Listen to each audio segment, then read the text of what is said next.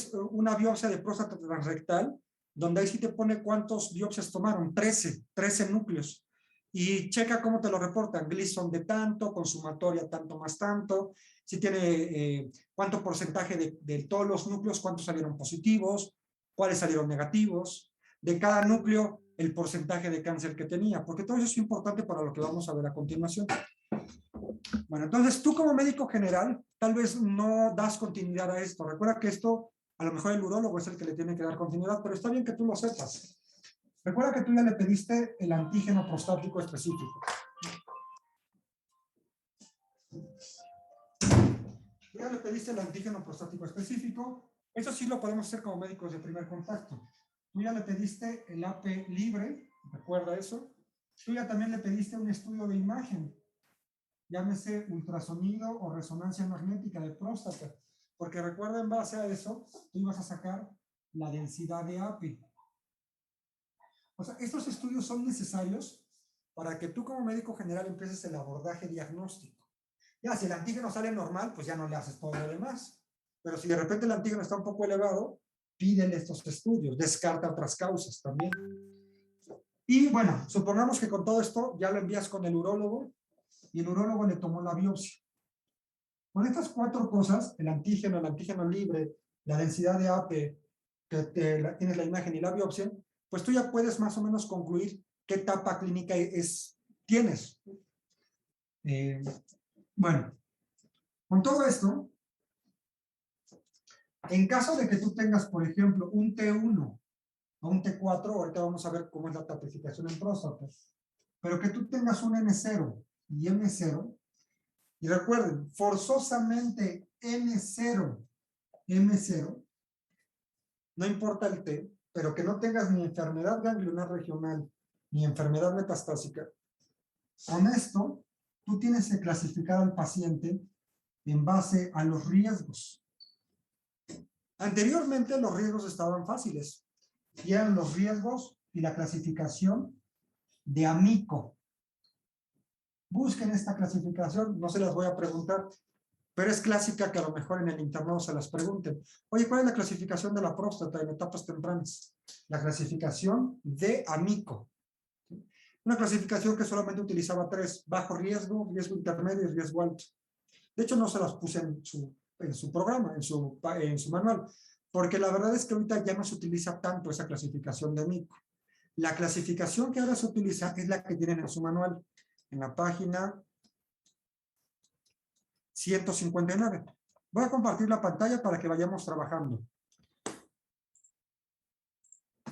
Es esta tablita. Esta tablita no se la tienen que aprender. Ni siquiera yo me la sé. O sea, yo siempre que me llega un paciente con cáncer de próstata, me voy a esta tabla para poder saber en qué riesgo está y qué estudios de imagen le tengo que pedir. La tienen que interpretar, fíjense.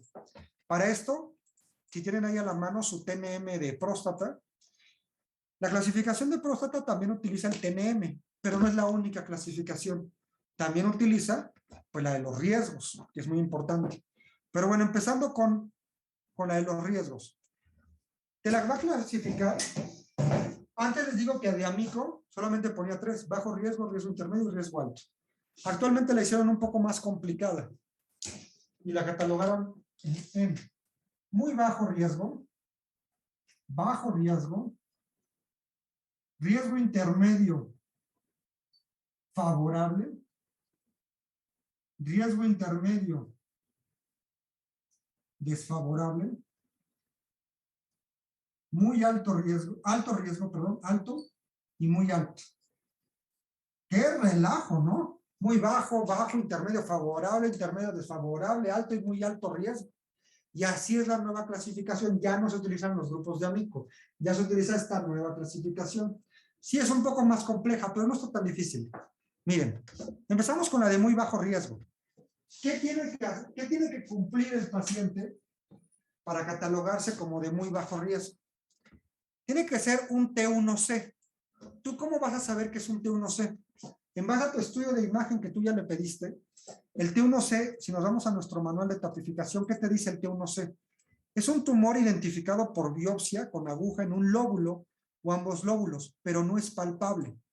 Es decir, habíamos dicho que el tacto rectal como parte del cribado no, pero cuando tú ya tienes el diagnóstico, sí tendrías que hacer un tacto rectal. Si tú no palpas tumor, pero ya tienes una biopsia que te dice que sí es cáncer, eso es un T1C.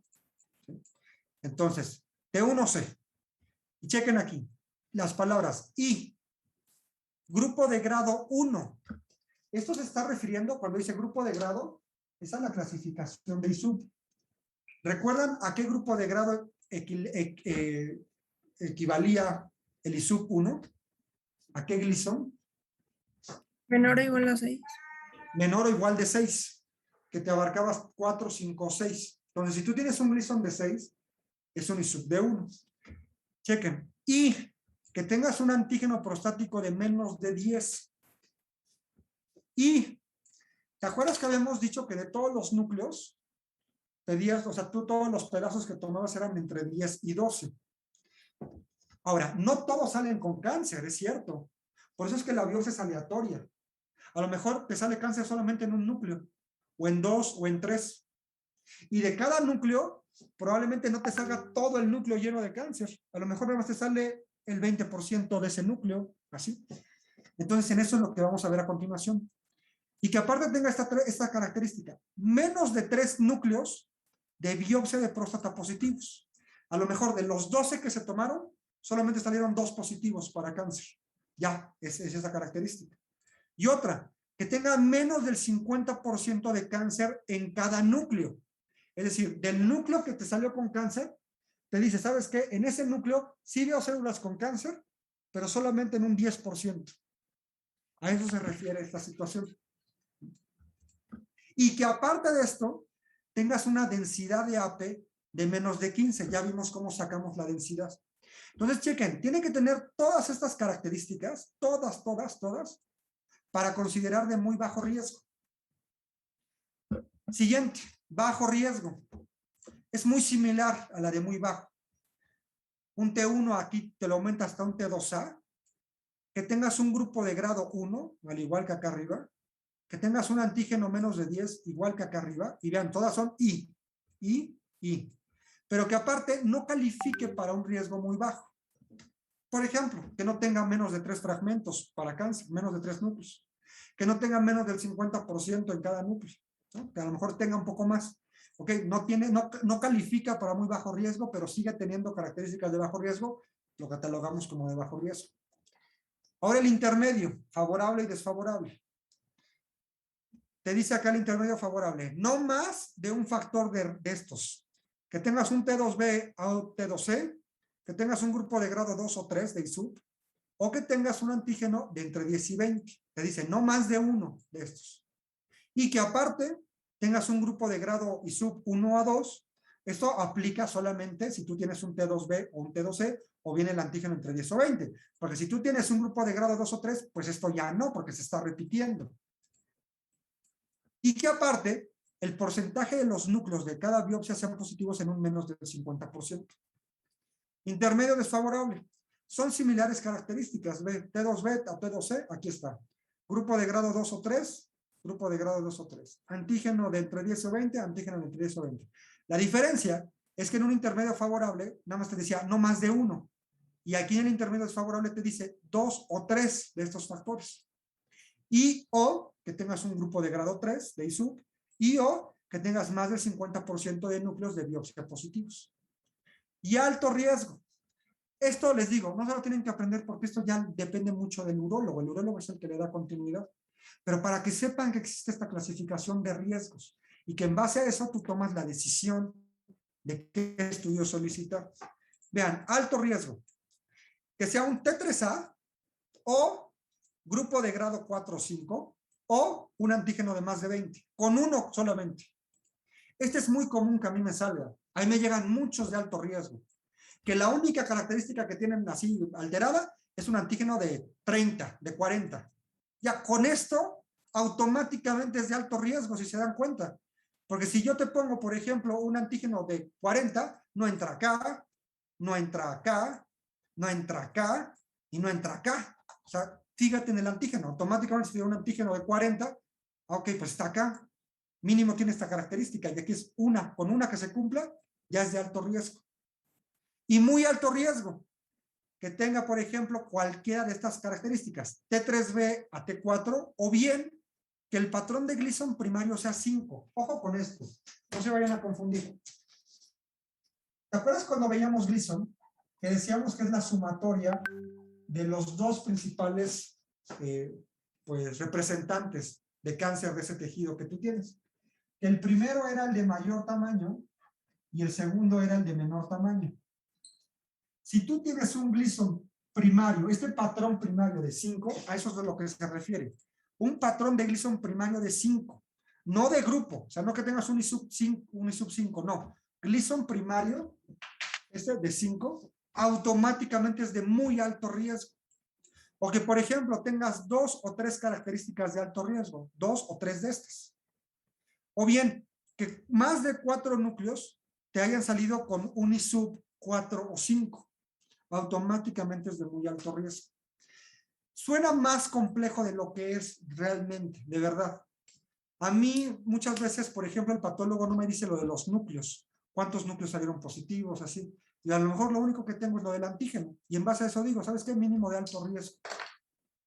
Vamos a hacer un ejercicio que de hecho viene en una de las preguntas de su examen. Vean, aquí viene.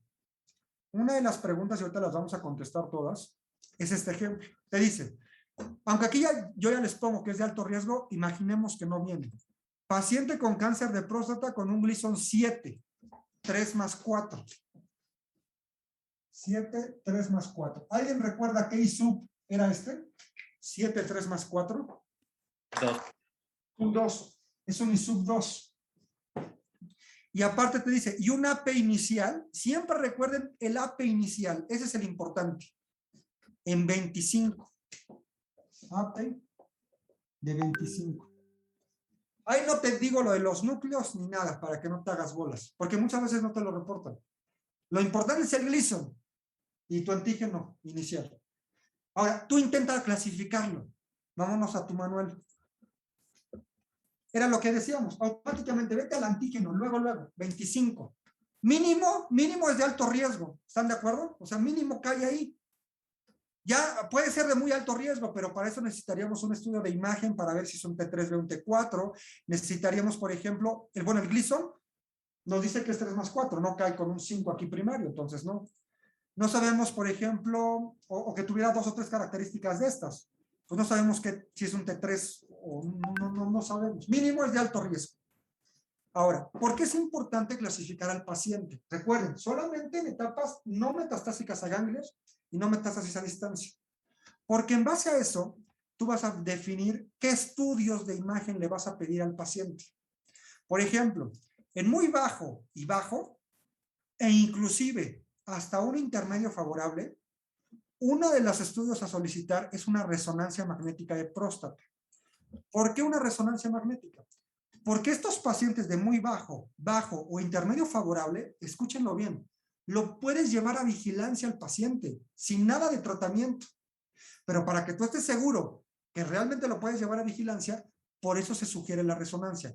Para como que estar seguro de que está muy localizado, que no está infiltrando más órganos, para que veas que ahí está muy pequeñito. Por eso te lo pone acá el cuadro. La resonancia magnética para establecer la candidatura para una vigilancia activa. Riesgo bajo, igual la resonancia por si lo vas a llevar a vigilancia. Intermedio favorable, la resonancia si lo vas a llevar a vigilancia. Y fíjense, aquí te empieza a decir, ¿vale la pena pedirle un gamagrama óseo o no? Fíjate, en un intermedio favorable no se recomienda pedirle un gamagrama óseo. ¿Y qué te dice en cuanto a los estudios de imagen de la pelvis y de abdomen, una tomografía? Vean, recomendada solamente si el nomograma predice que hay más del 10% de probabilidad de que haya metástasis ganglionar. Oiga, doctor, ¿y qué es esto del nomograma? Bueno, abajo de su manual viene una página. Te explico acá. Hay varios nomogramas para determinar qué tan probable tenga de afectación ganglionar. Uno de los que te pongo acá es del Memorial. Ay, aquí lo escribí mal. Te metes a esta página de internet y te sale aquí el nomograma del Memorial. Tú le vas a poner características del paciente. ¿Qué antígeno tiene?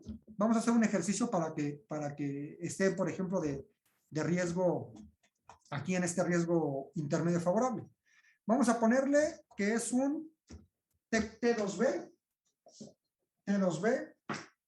Vamos a ponerle que es un grupo de grado 1, es decir, que es un Gleason 6, porque no tiene que cumplir. Recuerden que el intermedio favorable es no más de uno de estos factores y que tenga un antígeno de 5, supongamos.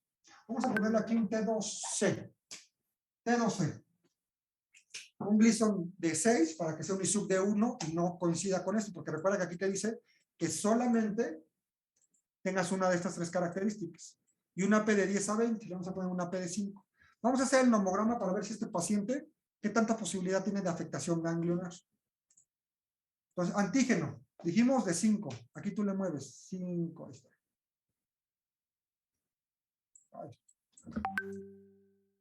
5. Ahora, ¿cuánto te salió el Gleason primario? Vamos a ponerle que el Gleason es 6, un 3 más 3. Aquí 3 y 3.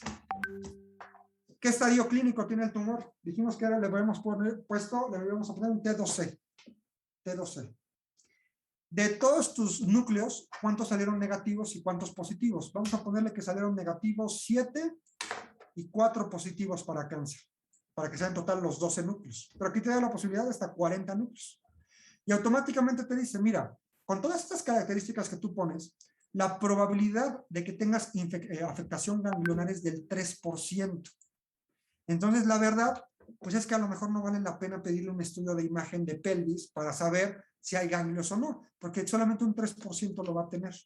Y aquí lo que te digo en tu manual es que te dice que solamente imagen de pelvis y de abdomen si tienes un nomograma de más del 10%. ¿Okay?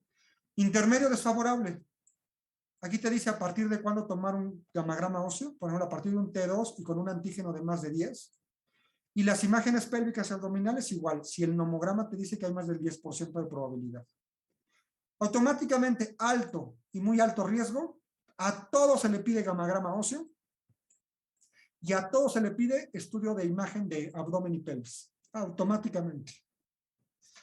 Ahora, ¿por qué solamente lo de los riesgos aplica en enfermedades localizadas? Porque es el riesgo que tú tienes de afectación ganglionar. Es el riesgo que tú tienes de afectación de metástasis a distancia. En una enfermedad metastásica no tiene caso que le saques el riesgo, porque el riesgo era para eso. ¿Qué tanto riesgo hay de tener enfermedad metastásica? O por ejemplo, si ya tengo una enfermedad ganglionar pélvica, ya no sirve el riesgo, porque el riesgo era para determinar eso, qué tanto riesgo había. Si tú ya tienes una enfermedad ganglionar regional o enfermedad metástasis a distancia, ya no tiene caso solicitar. Solamente esto aplica para etapas localizadas, recuerden. Muy bien. ¿Hasta aquí alguna pregunta de esto? Suena más complejo de lo que es, pero no está tan difícil. Obviamente no se lo tienen que aprender. Saber que existe esta clasificación y en base a esto se toma la decisión de qué estudio solicitar y el tratamiento a seguir, que es lo que vamos a ver a continuación. Déjenme conectar la computadora.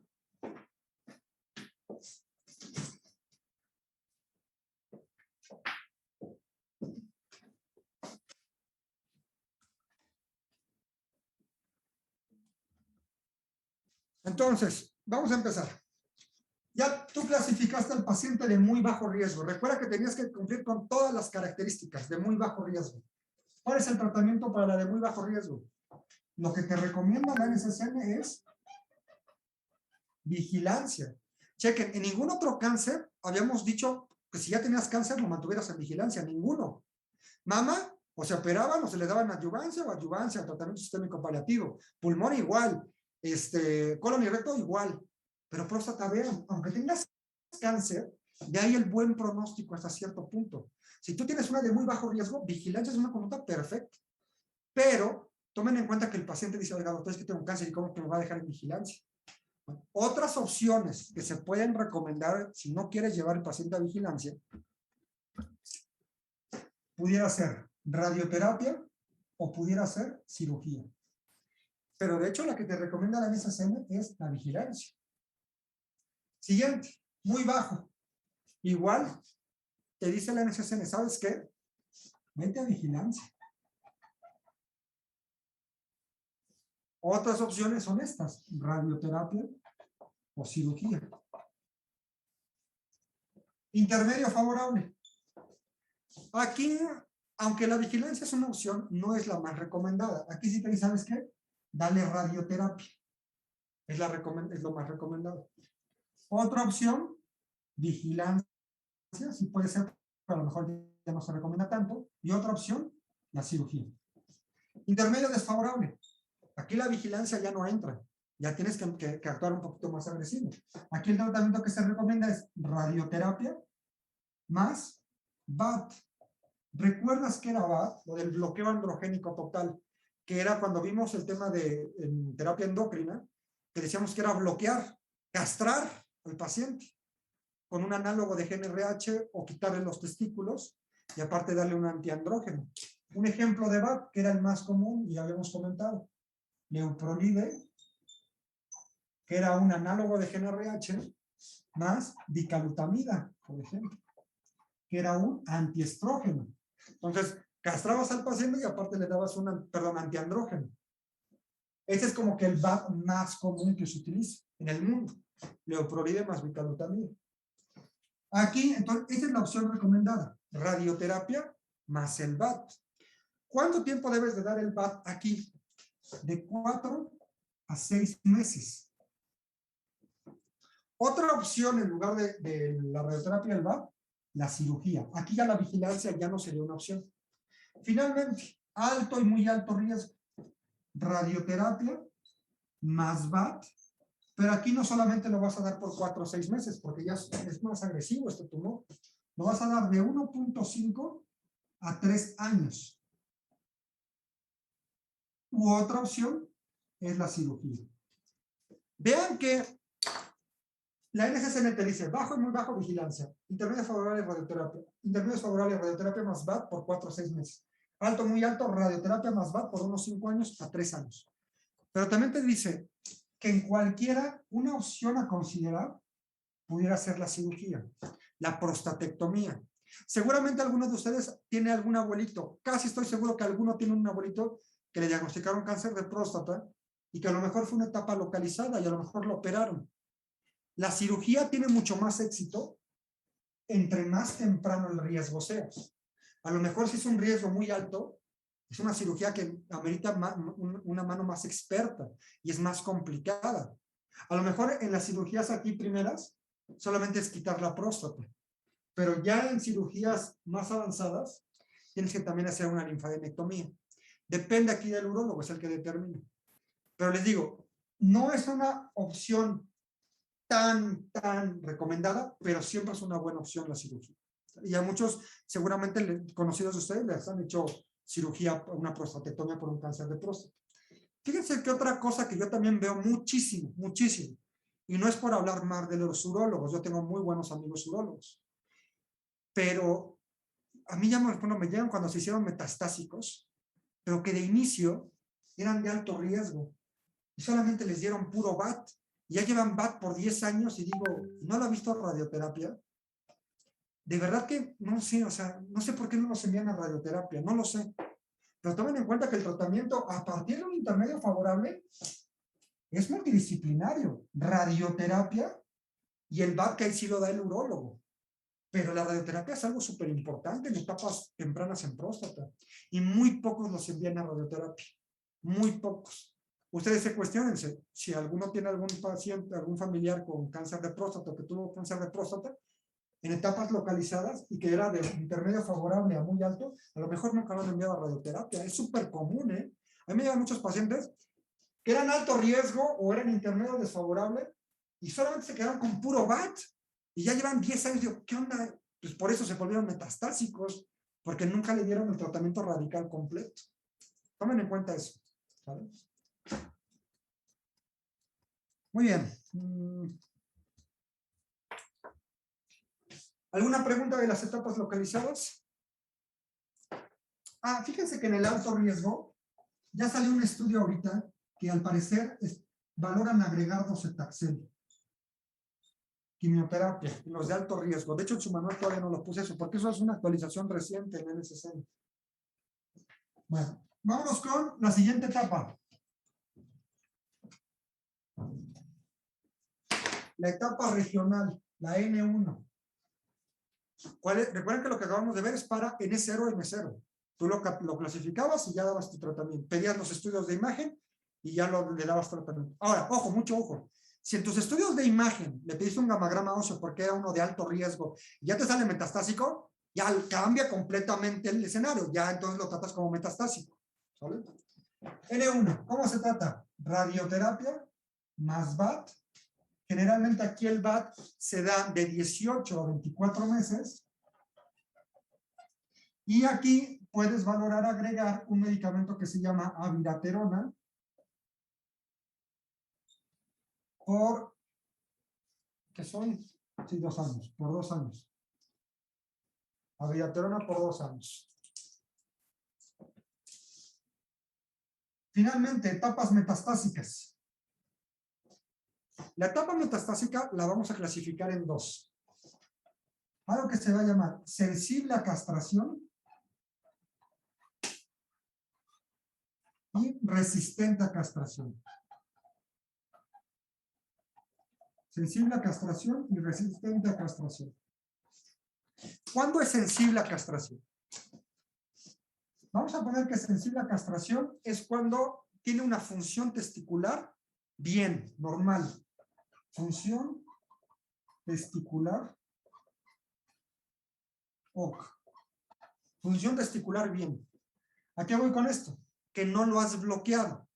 Es decir, es el paciente que a lo mejor es virgen a terapia endocrina.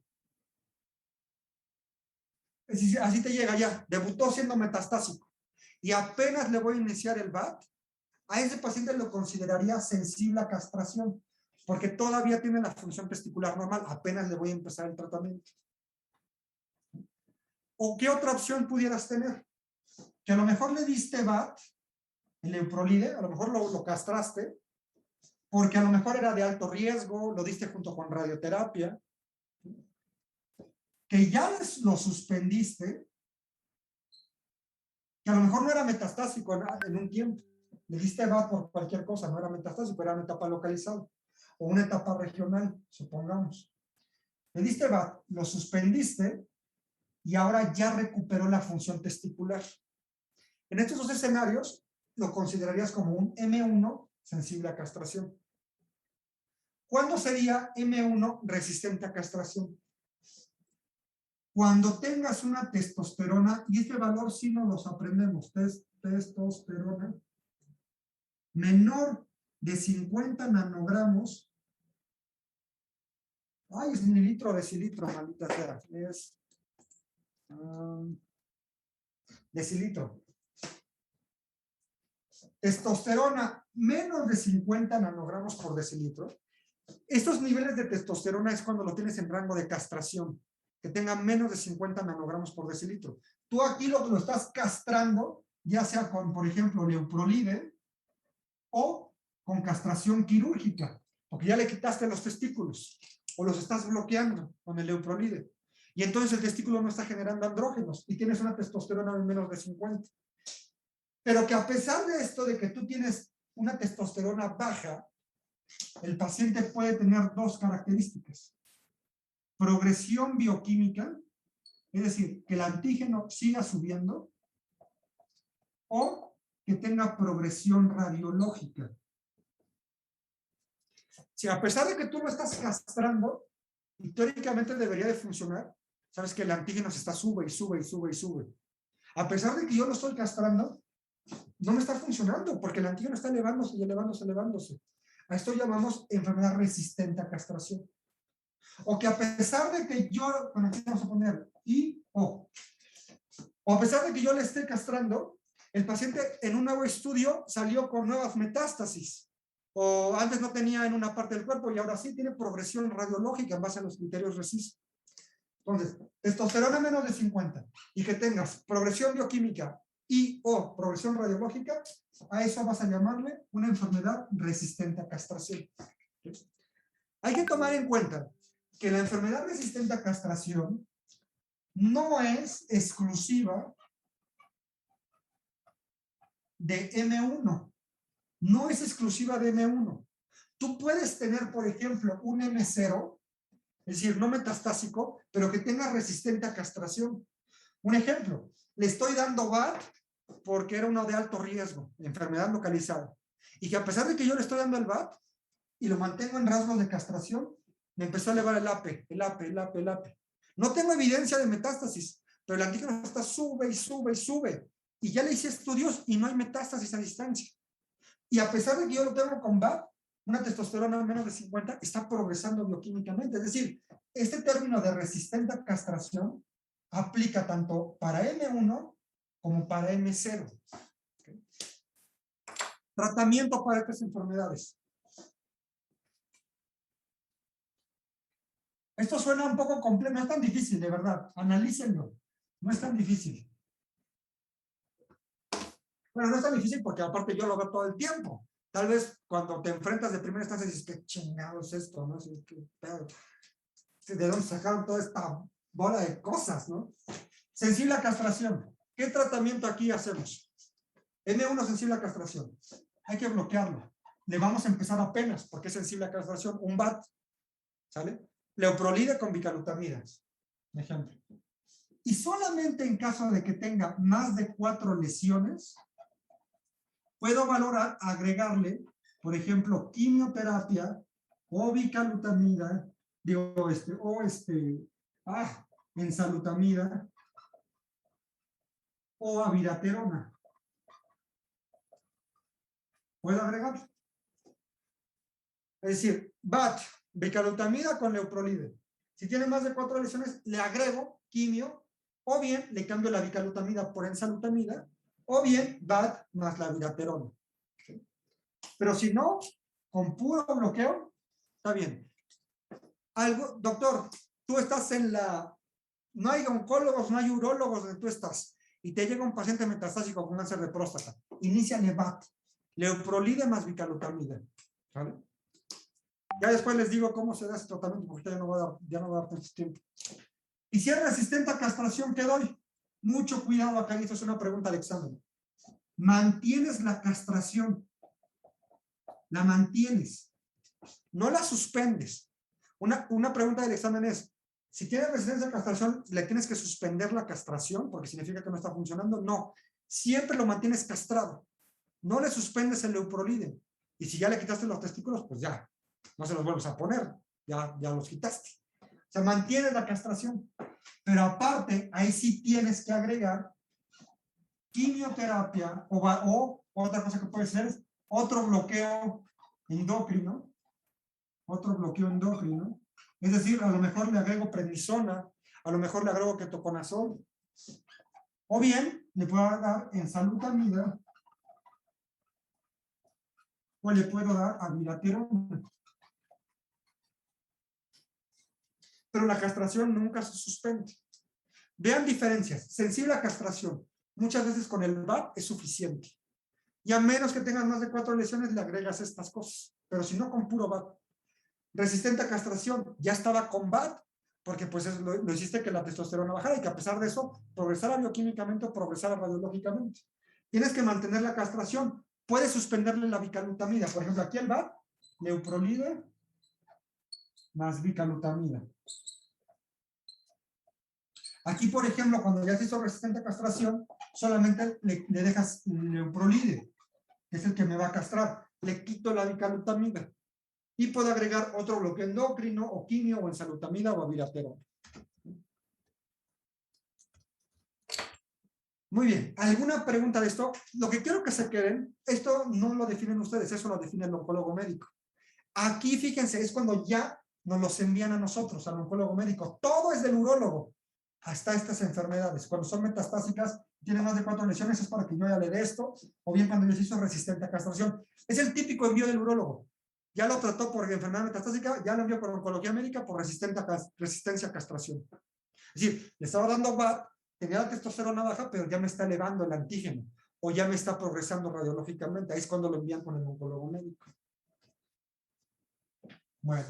Y recuerden, nunca suspender la castración. Siempre tiene que estar castrado el paciente. Hay algunos ensayos que dicen la castración intermitente, de unos meses sí, unos meses no. La verdad, yo no soy tan pro de ese esquema, pero muchos urólogos sí lo recomiendan y es seguro y es bueno. Sobre todo por todos los efectos secundarios que te puede dar una castración. Uno de los más importantes, el apetito sexual. Tú, un paciente que lo tengas castrado, adiós apetito sexual prácticamente. Y muchas veces son señores, pues no tan grandes. Entonces, lo único que se ha visto es el ejercicio. Hay un estudio serio que habla sobre el ejercicio, que eso puede aumentar un poquito el apetito sexual. Bueno, ya para finalizar, cribado, nada más ahí les voy a poner lo que viene en su manual. Está muy discutido lo del cribado, muy discutido. Lean el capítulo de cribado en cáncer de próstata de Up to Date. Está muy interesante, está rapidito. Lo traducen rápido en la computadora y ya le ponen ponen clic derecho, traducir al español y ya sale. Cribado en cáncer de próstata. Está muy interesante porque viene sobre si sí hacerlo, no hacerlo. Está muy discutido. Sobre todo porque ya les he comentado, para que un estudio de cribado sea bueno, tiene que tener impacto en supervivencia global. Y el antígeno y el tacto rectal no ha demostrado tener impacto en la supervivencia global. Sí lo puedes identificar más a tiempo, sí, pero tiene muchos pros y contras. Esto es lo que se tienen que aprender. Paciente asintomático, como parte del cribado, ¿cuándo pudiéramos pensar en hacerle un cribado? Riesgo alto. ¿Quiénes son de riesgo alto? Los pacientes que sean de raza negra, que tengas un familiar en primer grado que se le haya diagnosticado de un cáncer de próstata en menos de 65 años, o que tengas una mutación ya conocida tú como persona de BRCA1 o 2. En estos casos sí se recomendaría pedir el antígeno e iniciárselo a pedir a partir de los 40 años. Por ejemplo, yo tengo un amigo, creo que ya les había comentado, su mamá cáncer de ovario, se detectó BRCA positivo. A este amigo le quiero hacer BRCA para ver si sí lo tiene o no. Y si sí lo tuviera, a ese amigo le tengo que pedir un antígeno a partir de los 40 años. ¿Cada cuánto tiempo? De 1 a 2 años. ¿Hasta cuándo lo dejas de pedir? Ya más de 70 años, tal vez ahí ya lo puedes suspender. Pero en una persona, hombre normal, promedio, que no es de riesgo, la verdad es que está muy discutido pedir el antígeno. Por eso lo pongo entre signos de interrogación. Pero si lo llegaras a empezar a pedir, no está mal. ¿A partir de qué edad? A partir de los 50 años. De todas maneras, léelo del capítulo de Up to Date de cribado de próstata. Porque ahí te dice qué ventajas hay, qué desventajas hay. Lo del tacto rectal no está recomendado. Yo sé que muchos urólogos lo recomiendan y a lo mejor muchos médicos les han dicho que sí hagan tacto rectal como parte del cribado. La verdad es que está muy discutido. Ahí lean el capítulo de está muy interesante. Ya, finalmente, nada más las preguntas para que las tengan contestadas. Me van ayudando entre todos. A ver, zona de la próstata donde hay más frecuencia de cáncer. ¿Alguien recuerda? Periférica. Periférica. Periférica. Principal sitio de metástasis del cáncer de próstata. Esqueleto. Axial. Esqueleto axial. Indicaciones para biopsia de próstata en un paciente que tiene una esperanza de vida más de 10 años. Niveles de AP elevados de acuerdo a edad, que haya un aumento del AP de 0.75 en un año o alguna anomalía en el tacto rectal o todas. ¿Qué dicen? Había mencionado Todas. Todas, exacto, ¿no? O mínimo de que lo envíen al urólogo. Ya lo vimos, un paciente con un Gleason 7, un ISUB 2, un AP inicial de 25, automáticamente es de alto riesgo. ¿Qué estudios solicitarían? ¿Alguien recuerda en alto riesgo qué le pedíamos a los pacientes? es la C, con la TAC de abdomen y pelvis. Y gamagrama óseo. La gamograma óseo. Alto, muy alto, hay que pedirle todo esto. Gamagrama óseo y TAC de abdomen y pelvis. Y última pregunta, defina la opción incorrecta que define el cáncer de próstata con resistencia a castración. Es un término que puede aplicarse en pacientes con metástasis o sin metástasis. Es cierto, ya lo vimos, que tú puedes tener un M0 resistente a castración. Es una progresión bioquímica y o radiológica con testosterona en niveles de castración. También, eso es la enfermedad resistente a castración. En caso de estar recibiendo castración médica, por ejemplo, un análogo de GnRH, ¿esta se debe de suspender ya que no está haciendo efecto? Esa no. Recuerden que siempre se debe de mantener la castración, siempre. Esta es la incorrecta. ¿Y puede agregarse quimioterapia u otros medicamentos como viratriptana, anzulotamida? Pues sí. Entonces, la opción que deben de marcar es, te está pidiendo la incorrecta y esa es la incorrecta. Muy bien. Recuerden que las 40 preguntas vienen en su examen y 10 preguntas van a ser casos clínicos, aleatorio, lo que se vaya ocurriendo. Ya está programado el examen. Se va a abrir ese día a su hora y cualquier cosa, pues ahí estamos en contacto. Les digo, no nos vamos a ver el martes, no se conecten a Zoom. Nos veríamos hasta el miércoles para hacer la revisión de examen. ¿Alguien tiene alguna pregunta, algún comentario? Doctor, yo tengo una duda y es respecto al registro del examen. Le Sí. había mandado WhatsApp hace unas horas de Sí. que no podía registrarme y ya le pedí a una compañera que igual hiciera el registro por mí para ver si yo me equivoqué en algo, pero ella tampoco pudo. Entonces, sigue apareciendo que el código es incorrecto. Entonces, no sé si alguien más haya usado mi código. Ok, de todas maneras, ahorita te envío otro código, Erasmo, ¿sale?